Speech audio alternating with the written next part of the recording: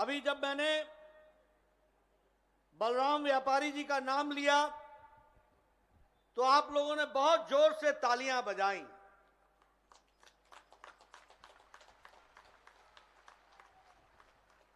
अभी मैंने आपको याद दिलाया तो फिर आपने तालियां बजाई। ये बताता है कि आपने बलराम व्यापारी जी को यहां से विधानसभा में सीधा भेजने का तय कर लिया है, निश्चित कर लिया है। देखो, मैं भी राजनीतिक दृष्टि से चीजों को पहचानने वाला हूं। ताली की गड़गड़ाहट से भी पहचान लेता हूं कि माहौल क्या है, और माहौल बड़ा स्पष्ट है। लोग भारतीय जनता पार्टी को समर्थन देने के लिए तैयार हैं, आतुर हैं। मित्रों, इस चुनाव में जितनी भी बातें कही गई वो सारी बातें ममता जी के द्वारा बंगाल की जनता को गुमराह करने के लिए कहा गया। और मुझे खुशी है कि बंगाल की जनता ने ममता जी की एक एक बात को नकार दिया और कमल खिलाने का निश्चय किया है। इसके लिए मैं आपको बधाई देना चाहता हूं। क्या कहा? ये बंगाल के बाहरी लोग, हम बाहरी हो गए और वो भीतरी हो गए। बताओ, बंगाल की संस्कृति की रक्षा कौन कर रहा है? बोलो, बंगाल की संस्कृति की रक्षा कौन कर रहा है? हम लोग कर रहे हैं कि नहीं? कर रहे हैं कि नहीं कर रहे हैं? कर रहे हैं कि नहीं कर रहे हैं? मित्रों, अगर स्वामी विवेकानंद, रामकृष्ण परमहंस, रविंद्रनाथ टैगोर, बंकिम चंद्र चटर्जी, श्यामा प्रसाद मुखर्जी, अगर इन लोगों ने बंगाल से निकलकर देश को दिशा दी तो भारतीय जनसंघ और भारतीय जनता पार्टी ने उनकी बात को सारे देश में संदेश की तरह पहुंचाने का काम किया और उसको अग्रसर बढ़ाने का काम किया। इसलिए बंगाल की संस्कृति के रक्षक तो हम हैं। आप बताइए, जो भाषा ममता जी प्रयोग करती हैं वो बंगाल की संस्कृति है क्या? जो उन्होंने मोदी जी के लिए शब्दों का चयन किया और जो बोला वो बंगाल की संस्कृति है क्या? जरा जोर से बोलिए, बंगाल की संस्कृति है क्या? जो अमित शाह जी के लिए जो शब्द उन्होंने बोले वो बंगाल की संस्कृति है क्या? जो उन्होंने मेरे नाम के साथ अलंकार लगाए, एक नहीं अनेकों अलंकार लगाए, वो बंगाल की संस्कृति है क्या? मित्रों, बंगाल की संस्कृति तो भारतीय जनता पार्टी का एक एक सिपाही उसका रक्षक है, उसको आगे बढ़ाने वाला है, ये हमको समझना चाहिए। इसलिए भीतरी तो हम हैं। आपने तो बंगाल की संस्कृति का निरादर किया है, आदर किया है तो हमने किया है, ये हमको समझना चाहिए। फिर क्या कहने लगे कि ये लोग हमको सिखाएंगे, ये लोग हमको सिखाएंगे। नहीं दीदी, आपको हम नहीं सिखा सकते। हम नहीं जानते हैं टोलाबाजी क्या होता है,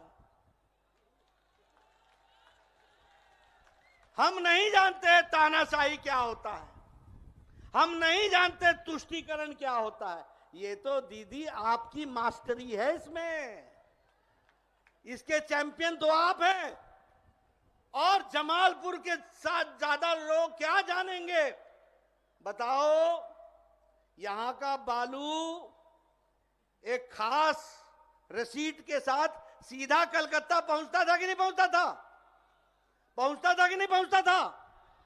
अलग अलग भगवान की मूर्ति होती थी उस पर कि नहीं, छपी हुई, याद है? पता है ना? ये जो बालू का स्मगलिंग करते थे, भ्रष्टाचार करते थे, पैसा जमा कराते थे, और पुलिस, यहां की पुलिस मिलकर के बालू को कलकत्ता तक पहुंचाने का काम उस झूठी रसीद पर करते थे। ये टोलाबाजी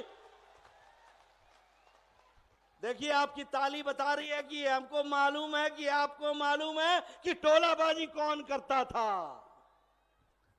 ये भाईपो, ये कहां से टोलाबाजी चल रही थी?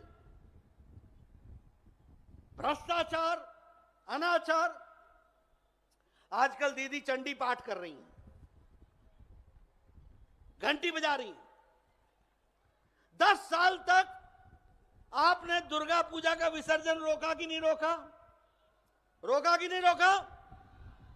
10 साल तक सरस्वती पूजा नहीं होने दी। ठीक बात बोल रहा हूं? 10 साल तक। और अब 10वें साल पर चुनाव से पहले घंटी बजाने लगे। दीदी घंटी बज चुकी है, घंटी बज चुकी है। अब आपको बंगाल की जनता पूरा आराम देगी, जितना चंडी पाठ करना है करो, कोई दिक्कत की बात नहीं। लेकिन यह तुष्टीकरण, मुहर्रम के दिन आपने लोगों को फैसिलिटी दी, अच्छी बात है, देनी चाहिए। लेकिन 5 अगस्त को जब सारा देश, सारी दुनिया, प्रधानमंत्री जी शिलान्यास कर रहे थे राम जन्मभूमि का, तो उस दिन आपने बंगाल में कर्फ्यू लगा दिया। ये क्या है तुष्टीकरण? अब पछतावत होत क्या जब चिड़िया चुग गई खेत। अब घंटी बजा करके होगा क्या? क्या निकलेगा? बंगाल की जनता जानती है कि ये नरेंद्र मोदी हैं, जिनके नेतृत्व में 130 करोड़ का देश सबका साथ, सबका विकास और सबका विश्वास लेकर के चलने वाली अगर पार्टी है तो वो भारतीय जनता पार्टी है।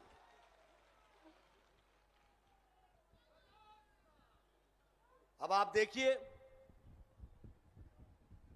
आज डॉक्टर अंबेडकर जी का 130वां जन्म दिवस है, यानी उनका जन्म जयंती है 130वीं। भारत के संविधान के रचयिता, भारत के संविधान के निर्माता, राष्ट्रभक्त, देशभक्त, भारत रत्न भीमराव अंबेडकर। और यहां बंगाल में एक नेत्री ये कहती है, टीएमसी की नेत्री, कि ये जो दलित भाई हैं इनको कितना भी दो, इनका पेट नहीं भरता, ये हमेशा मांगते रहते हैं। ऐसी भाषा का प्रयोग करती है 21वीं शताब्दी में। और ममता दीदी चुप रहती हैं। यह है टीएमसी का एंटी दलित, दलित के विरोधी नीति, जिसको हमको समझना चाहिए और इनको मुंह तोड़ जवाब देना चाहिए। बताओ ये ठीक है क्या? मैं वो शब्द का प्रयोग भी नहीं कर सकता जो ये शब्दों का प्रयोग दलित के लिए इन लोगों ने किया है। CAA,